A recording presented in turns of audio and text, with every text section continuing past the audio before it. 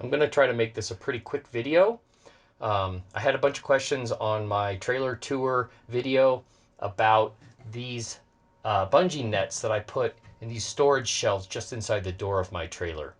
I know a bunch of people have asked about a description of my motorized bed to couch conversion, and that's coming, I promise. I live on a busy street, and the trailer is parked in my very small driveway on the alley, and it's surprisingly difficult to come up with a time where I can get a video without a ton of distractions and it's not blazing hot because I have to close all the windows in here. And then, you know, you just see me sweating like crazy. So it's coming, amongst a few other things. But I figured this one was quick and I'd get this out because there were a fair number of questions about it. So the idea here was, as I described, is I wanted a storage area that was easy to access where we can just stick things. Like we stick this little blanket in here that we use for picnics and things. But I didn't want it to look like the bungee nets that maybe I have in my bathroom that are designed to be or my storage area that are designed to be taken down and removed and things like that. I wanted them to be really clean and kind of architectural, so to speak. So what I did is I demoed a couple of different things, and I found that this spacing with 4 of them, I think they're about 1.5 inches apart, worked really well and seemed to contain things pretty well. So they're very consistent between, and it still gives me good access with the stretch. What I'm gonna do, it's very simple. I'm gonna position the camera here so you can see in here, and then we will go from there. So you can see we have just a strip of aluminum. Now this is the clear anodized aluminum that I used for the trim in a lot of other places in the trailer. And it was one of the L bracket shaped extrusions. And because it's all I had that was extruded, I actually cut one side off to get a real clean look. Now I have a support structure behind here that was made out of pine that these are screwed into, but you'll notice that there is bungee going through a hole and it just disappears. So it's really straightforward. I'm just going to remove one of these. You can see there's a little tension on that bad boy.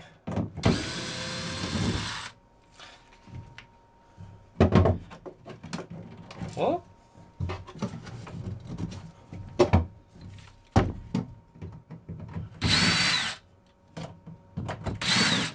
Okay.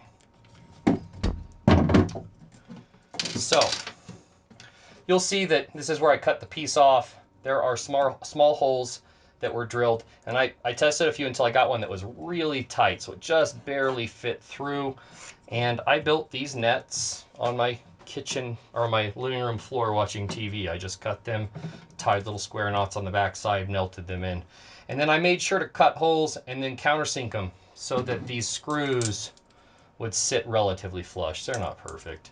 You know, I had to go with what I had that would be close enough to flush. Okay, so you'll see all I did was I took a Forstner bit and I drilled a recessed hole in each one of these, and then I made sure to space the screws so that they wouldn't hit one of these gaps. So it's here, here, and then up here to hold it in place. So those knots just set right inside there, you can see. And then to put it back up, it's pretty straightforward. You kind of got to muscle it into place, and since I've already drilled this once, I kind of want to make sure I get it in the right spot.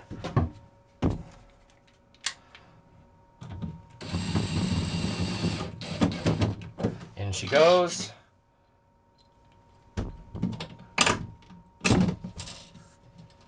It's awkward, I'm not left-handed. I'm trying to do this so you can see. And I lost, oh there it is.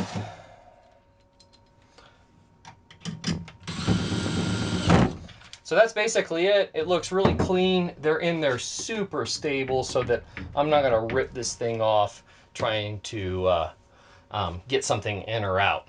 So that's it. Hopefully you can see me. I hope you enjoyed that and it was informative for anybody who wants to build something like this. It could be built in upper cabinets or anything else. It just looks real clean. You could get different shot cords. This just happens to be what I have. If you like this video and you want to see some more, I'm going to do a whole series. Please hit subscribe and hit the little bell. And will get you some more information about how I did things. And if you haven't seen it already, go ahead and go back and look at the full tour of the trailer. Thank you very much.